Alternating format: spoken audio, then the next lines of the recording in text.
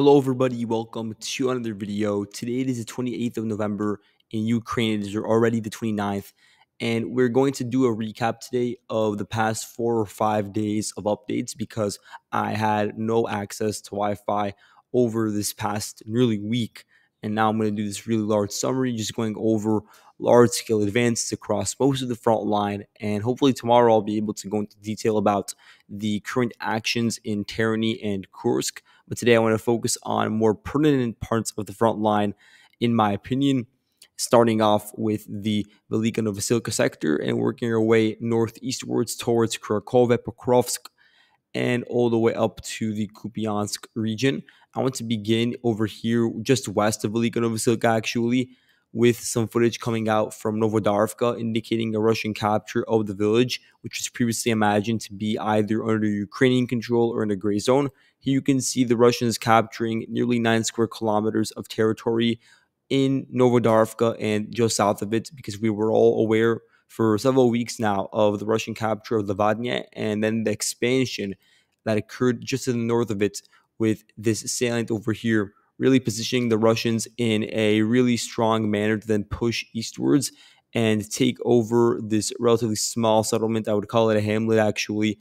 And by extension, any sort of fields or tree lines to the east that are really not that fortified also fell as well. So that allowed the Russians to solidify control. And right now, the Ukrainians really are centering their line of defense around the Zaporozhye-Donetsk border. You can see that over here. And there are some tree lines that are really running along that oblast border that the Ukrainians are currently relying on as their fallback line. And at the moment, the Russians are working on unifying the salient north of Lavadnia, which is now even further emboldened by the capture of Vodarivka with the capture of Rivnopil, in order to create a new forward operating base to expand northwards towards areas like Novopil, Zelenopole, etc. Here we have a few geolocations. First one from the 122nd TF Brigade. This unit, we have not really heard from it much. It's an Odessa unit. It was operating around Kherson now for over a year, and so had very, very little engagement in combat during that time period. Now it's actually going to be sent into a high intensity area, but the manpower is needed, and the fact that it's not being moved away from a critical front, like we're going to see later on in the video, where some units are being rotated to and from critical fronts, it is a good sign for the Ukrainians in this particular case. They could afford to move this unit from an area that is not as critical, such as Kherson. And so on paper, it should be about 2,000 men bolstering the defense over here. And then here you have the 11th National Guard Brigade, and they, again, are splitting the responsibilities between this region of Velyka Novosilka, but then also on the Pokrovsk front, as we'll get into later on in this video. So they just conducted grenade drops or FPV strikes onto Russian soldiers that had taken control over dugouts in trenches east of Novodarivka, further confirming the Russian gains over here that have a maximum extent of 2.5 kilometers.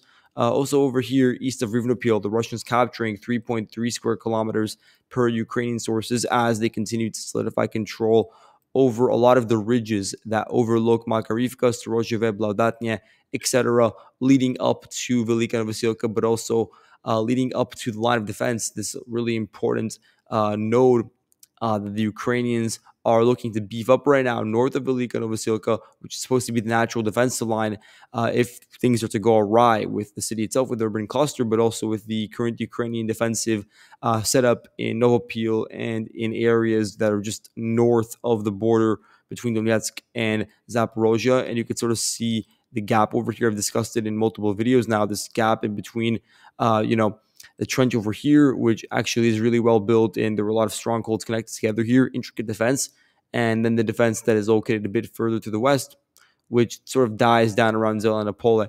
So you have this area that is relatively exposed and is within the purview of Russian advances and, of course, direct fire over here within these two parallel lines. And that is an area that could be really exposed. It could turn into a wedge to disconnect the Ukrainian defensive nodes on either side. So that's something that really the Ukrainians have to keep an eye on for, and that the reinforcements have to ensure is protected on the rear while the battles continue raging on in the urban cluster Velyka Novosilka itself.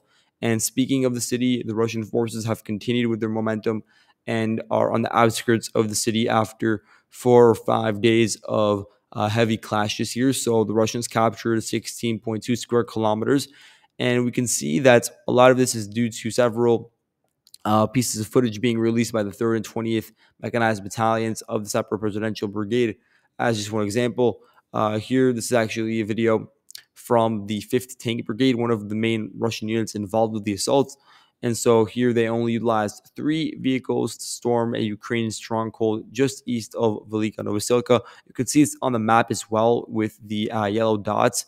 And you can see that there actually are a few really strong fortresses, at least in isolation, would be difficult to overrun, all else being equal. But of course, that's not the case in this scenario, because the Russian forces already did have a large amount of momentum, have a lot of open fields and paths open for them. You can see the path over here leading directly into the stronghold that the Russians took over. And in this case, it was only with 3 vehicles. In some videos from the presidential brigade, you see FEV striking upwards of a dozen vehicles in the singular column or just very, very nearby. And so sometimes you do need to have some sort of large quantity of vehicles, a lot of which get damaged as a means of saturation, in order to allow some tanks to go through and support the MTLBs and BMPs that dismount forces and take over these trenches. But at least in this case, the Russians were able to only utilize 3 vehicles to minimize the amount of potential damage, but were still able to storm the strongholds and get control over a lot of these key trenches. These ones are north of the Kashlach River, and they give the Russians in this case access to the entry point into Velyka Novosilka from the northeast, which they have not really made an effort to attack just yet, but they really are on the outskirts now as a result, and have taken over a lot of the key defense barriers. So the Ukrainian defense will really rest upon dragging out the fighting in residential areas and not outside of them. In addition, you have the really a strong Russian push into Rozdolnya, and this one is probably being heralded by the 40th Naval Infantry Brigade. You can see here they advanced 8.5 square kilometers over the past 4 days. Looking at the furthest extent of their advance, it would amount to around 3.5 kilometers northwestwards. And now most of Rozdolnya, per all sides, they're reporting this, especially on the Ukrainian side. I saw on Deep State, for instance, that most of the village is under Russian control. What's currently important to look at is the distance between the line of contact and the road that, as you can see over here, as we're going to zoom out for a second, supplies.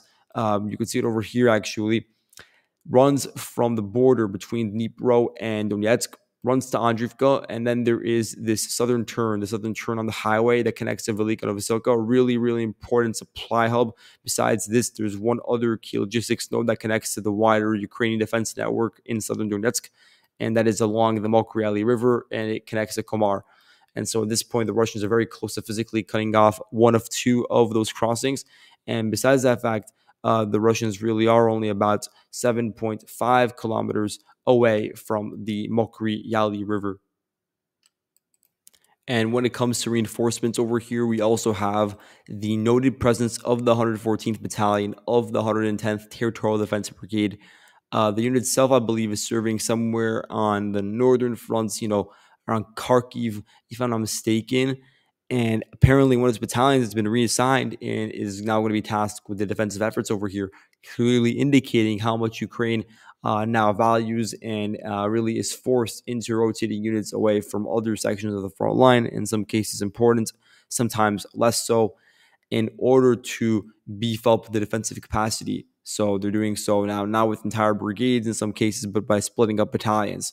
An area where they also moved in recently a unit is the 113th Kharkiv Territorial Defense Brigade, moved again from the Kharkiv region from the fighting, I believe, around Volchansk and Lipsy, to defend in this region that is in between the line of contact and Andrivka. And in this region, the Russians have been able to advance 1.5 square kilometers with one very specific advance axis through open fields. This region does not have a strong density of trenches, although, of course, every tree line has to be taken over, cleared out methodically. It is much more simple than going and individually clearing out stronghold after stronghold. And again, the Russians being able to advance through this open field region, as you can see with the salient, it does create a wedge between the 2 entrances to southern Andrivka, one being along the Sukhyali River over here, and the other one being through Rozaliv. and highways leading into Andrivka. So the Russians are trying to create a wedge over there, trying to overlook and dominate those supply routes, and then individually take them over in a direct manner. A bit to the east over here, you have the Russian advance amounting to 3.2 square kilometers just south of this village. That's it's called Kostiantino-Polske.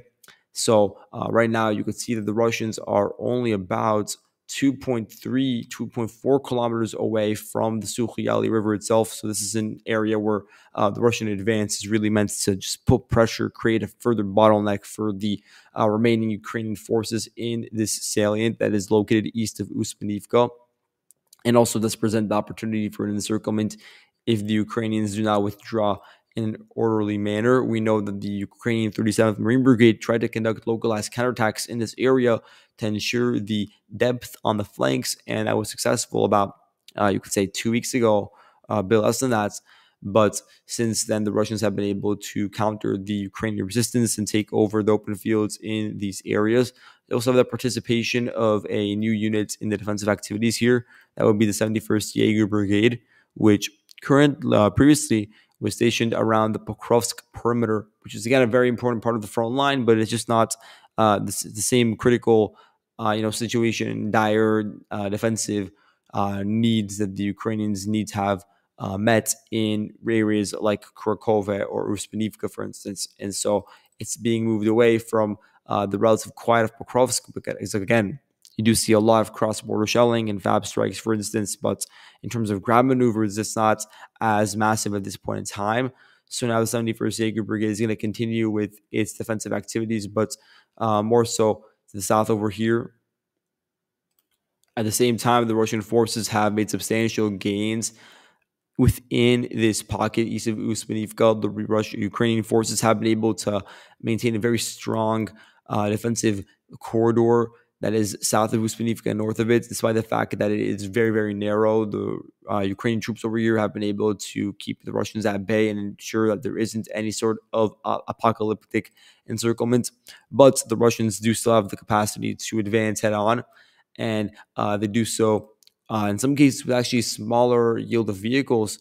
Here, just to begin, you could see the Russians advanced 1.8 square kilometers south of Vasily High.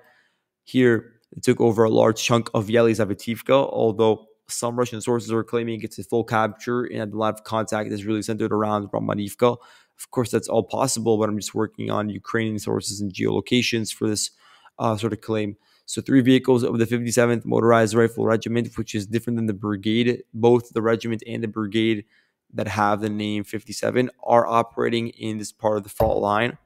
And so in this video, it's just from November 26th, showing how they stormed agricultural buildings, the warehouses, etc., under fierce Ukrainian fire, crossing over the Sonstivka River. Here's November 24th. This is from the UP4 Battalion.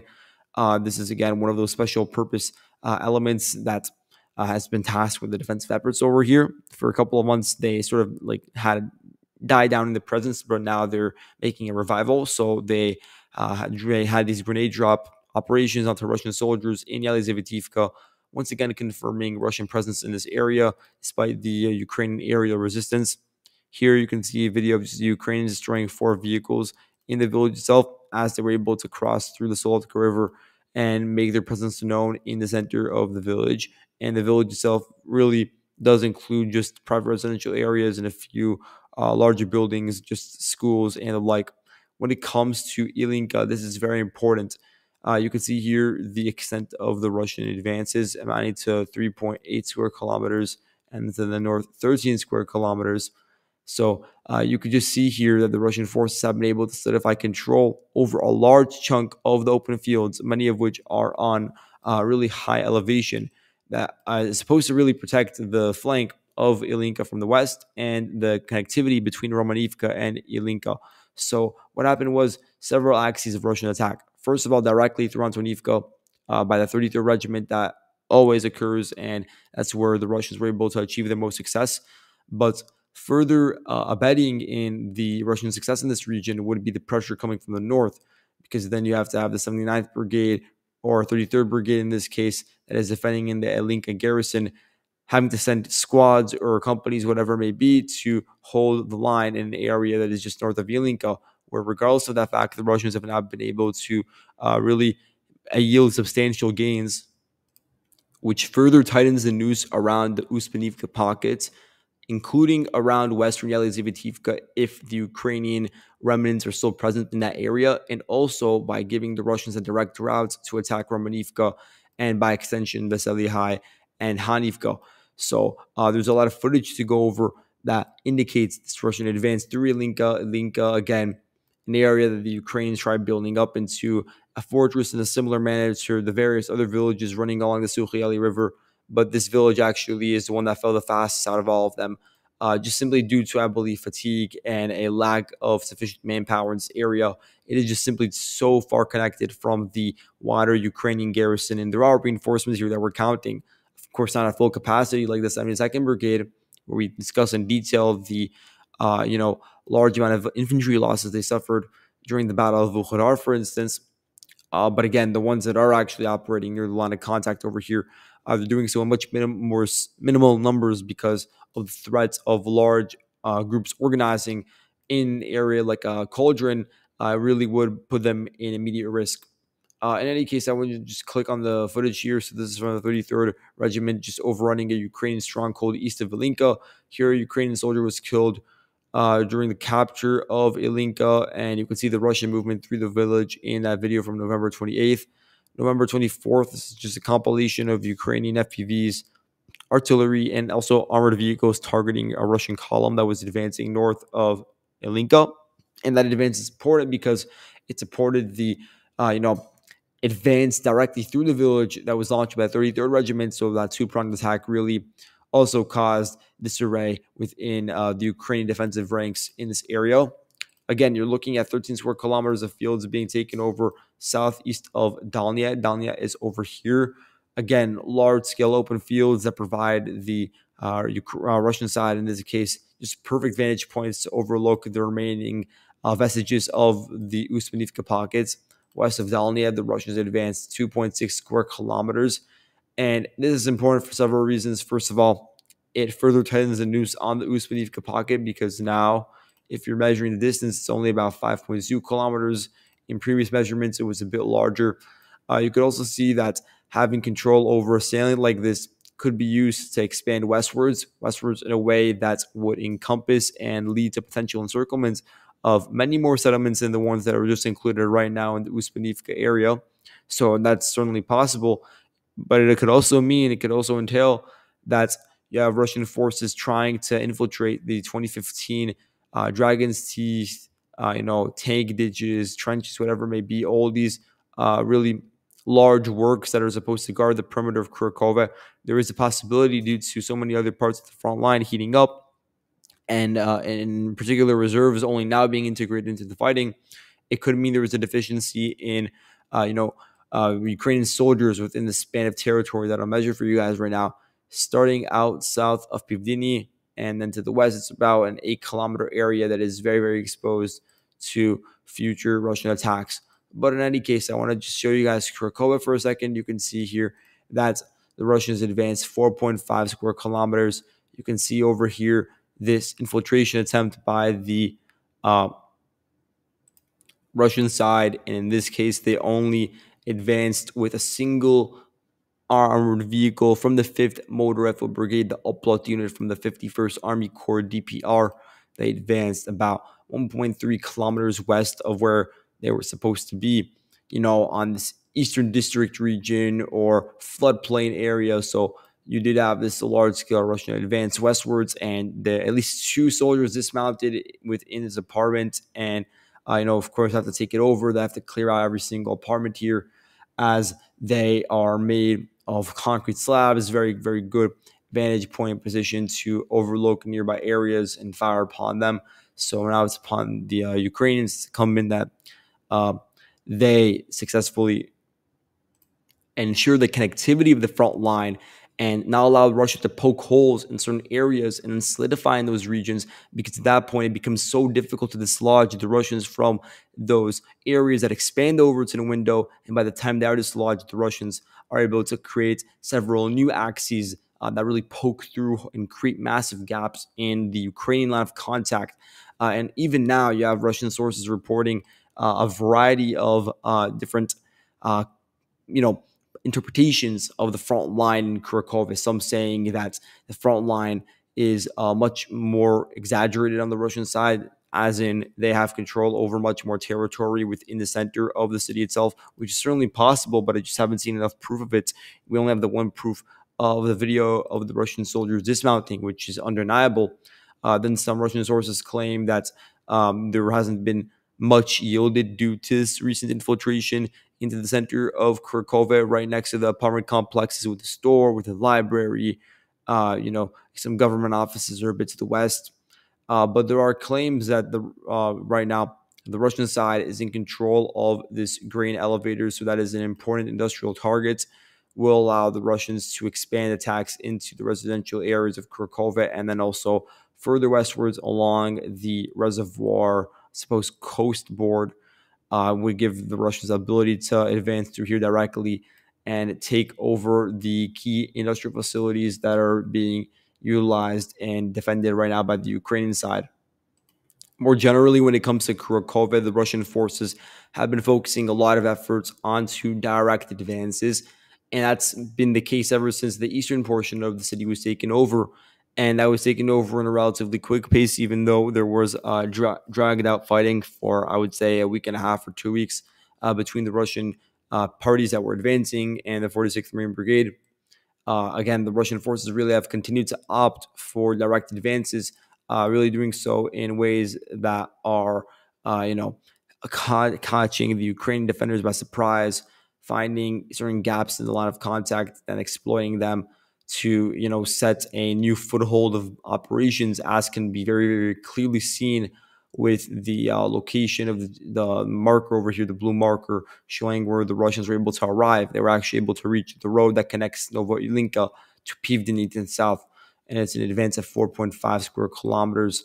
Again, there's reporting on Russian movements near the trenches that are just north of Dalnya, which could certainly be possible as the Russians are looking to just expel any sort of excess, Ukrainian trench positions that could serve as a means by which to drag out the fighting. So the Russians really are keen on just completely dismantling the Ukrainian defensive infrastructure in this area, and that would have threats in this case for the southern flank of Kharkov, but so far it has not really materialized. We just have the 2.64 kilometer gain west of Dalnya, and over here, video from the 33rd Mechanized Brigade confirming the Russian gains via an FPV strike onto Russian dugouts that was located, in this case, just south of Kharkov.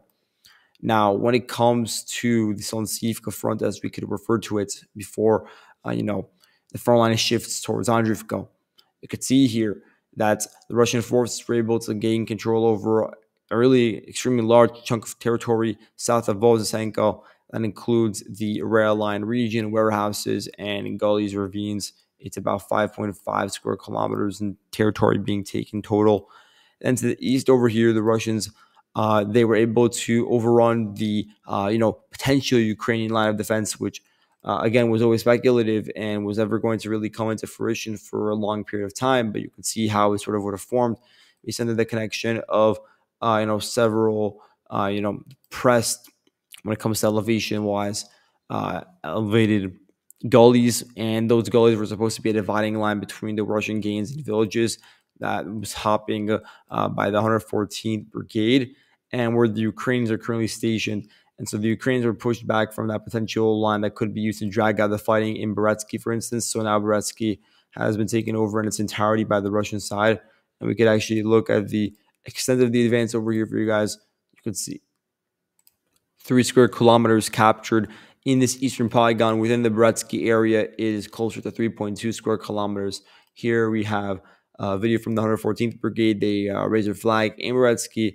They targeted Ukrainians, individual Ukrainians, but also soldiers and vehicles that were attempting to retreat during the Russian capture of this village. What this means is that there's now this large amount of open field region where it really is susceptible to Russian attacks due to involvement on all sides between the western one and the western opening is very, very complicated because it is being flanked right now from the north due to the capture of Sonstivka. And it would also really be the keys and the gateway towards the next stage of fighting, which would be along the trenches and the highways pushing into Andrivka itself. You can also see over here with the Post-Selydove front, I want to give it a new name. I'm not going to refer to it as Pokrovsk or Andrivka because those respective towns already have fronts named after them. Not necessarily for this location over here. You could see that just northwest of Novodmitrivka, the Russians gained 5.2 square kilometers. So that is an important advance that allows for further solidification and streamlining communication between various frontline villages. And so that will improve with attempts to capture Zoria itself, because you can see over here, Zoria is an extremely small hamlet. It is enveloped nearly now on three sides, meaning that it is in a compromised position to be captured by the Russian side. Northwards here, you can see here 3.5 square kilometers taken over west of Novoalexandrivka or Novoalexivka, north of Yurivka, captured by the Russian side, 6.3 square kilometers, including an entrance into Pustinka. So again, the Russian force is really shaping the battlefield in a way that allows them to gain control over large swaths of open fields. And now, the real question is, what is the goal with these advances? Is it to cut off the road between Andrivka and Novotroitska? Because that is now certainly becoming a possibility. I'm actually going to look at the distances over here. It's only about 6.3 kilometers away, which, again, within that range, you're already seeing mortars being fired from hills onto the Ukrainian positions. And you can see the beginning of direct fire soon. And so it definitely is incumbent upon the Russians to disconnect the, various means of communication and transport between Andrivka and Pokrovsk. In this case, just completely isolating two fronts and then dealing with them individually, something which the Russians do have experience with. And also here to the northwest of Petrivka, Russians took over 2.2 square kilometers of territory just near Zovte. And again, you have the Russian forces continuing to push in this area, really bailing the battlefield that could also pose major threats to Pokrovsk's supply lines, but also to its southern flank by giving all these new bases, giving all of these new, footholds that could reach the outer perimeter, the third to last layer of the Mirnorod Pokrovsk area, along with all of the highways and tree lines that push into that same very direction. So always important to keep that in mind. Same thing here, 3.5 square kilometers of territory taken over by the Russian side just south of Lysivka. And again, we can here have confirmation of that based on the video from November 28th from the Bora Bora drone unit. So that is 25th Air Assault Brigade. They conducted a strike onto a Russian vehicle south of Lysivka, indicating a Russian presence in this particular area. And if we're looking at the maximum extent of gains in this particular area, it's about 2.4 kilometers. Now, to look at the Kharkiv and Luhansk fronts, I was going to discuss Tyranny, but due to time limitations, we're going to just move a little bit upwards. You could see here just really, really interesting video west of Stelmakivka and east of Lozova. This is from the 4th Rapid Reaction Brigade, a National Guard unit that has really made a name for itself defending in Seversk and in particular Ivanodarivka. And so here they had just their brigade company in the units firing onto a Russian tree line east of Lozova. So you could see that over here from November 24th, indicating that there is, and was at the time, which was 4 days ago now, Russian presence in these fields, in these dense forested regions west of Sambakivka. And if we're looking at a distance, it is about 2.6 kilometers away from Lozova itself. The objective here is clear. Lozova is not really built with a lot of defenses. There's natural obstacles and barriers that have to be overcome. But in terms of static defenses, it really is lacking, which gives the Russians an opportunity to push through the border between Luhansk and Kharkiv and potentially, reach the Elska River or create a situation that really is intolerable for the defensive makeup of the two lines, these two lines that are supposed to defend the Oskila River bridgehead. Additionally, here you have an advance just south of Kurakhove, 1.5 square kilometers, really, really important as the Russians are now advancing along this specific highway. This highway leads to Zakharizove. And if you're looking northwards, also leads to Hlushikivka and various other suburbs of Kupiansk itself. At the same time as all of this is being discussed, actually, interestingly, you have the movement of Russian forces northwest of Dvorichny. So in this case, you have this geolocated marker to indicate the control 1.37 square kilometers. And so this indicates the Russian DRG elements at first are the ones crossing over, doing so on boats, doing so via forested regions, and landing in on the Ukrainian side in this case on the higher elevated areas in order to get control over them and get accustomed to them, and then having the Russian sources report that they successfully were able to overrun positions south of Novomilininsk of the 114th Mechanized Brigade. Certainly it's possible. I just haven't seen that yet. And then there's been several rounds of rumors over the past year and a half of Russian incursions into Novomilininsk. And in this case, it's actually the first one hearing from the Ukrainian side themselves acknowledging that this actually did occur, and the Russians are building up on a height, a really important height that could overlook the road. This road over here that you can see zooming out from Velyky Burluk all the way to the Dvorichny. Now that's, of course, important, but more importantly would be all of the highways, including the one from Dvorichny to Kupiansk, that directly lead into the city itself. And so right now, the Russians, I believe, by doing this, are focused on, in a smaller fashion, just with a few battalions or DRG elements to disrupt the supply lines for the remaining Ukrainian forces that are currently defending in Kucherivka and Kupiansk itself. And so that is all I have to say for today. Thank you all so much for watching, even though you could probably tell that I'm extremely tired. And I'll see you guys in the next video. Goodbye.